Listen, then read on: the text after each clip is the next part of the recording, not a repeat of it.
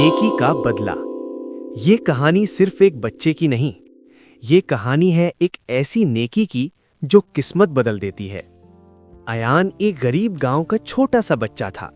रोज सुबह उठकर अम्मी का हाथ पकड़कर कहता, अम्मी आज अल्लाह कुछ अच्छा करेगा ना। उस दिन घर में सिर्फ एक रोटी थी। अम्मी ने रोटी अयान को दी और खुद भूखी रह गईं।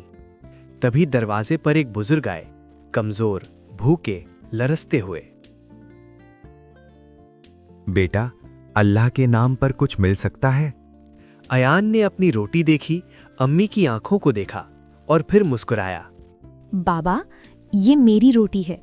बुजुर्ग की आंखों से आंसू गिर गए। बेटा, अल्लाह तुझे वो देगा जो तू सोच भी नहीं सकता। वक्त गुजरता गया, घर और भी मुश्किल में आ गया। एक दिन गांव में बड़ी गाड़ियां आईं। गाड़ी से उतरने वाला शख्स कोई और नहीं, वही बुजुर्ग था।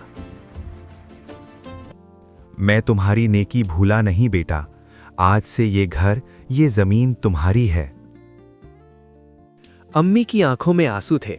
अयान सिर्फ इतना बोला, अम्मी, अल्लाह ने वाकई अच्छा कर दिया। याद रखो, नेकी कभी छोटी नहीं होती और अल्लाह किसी का कर्ज नहीं रखता।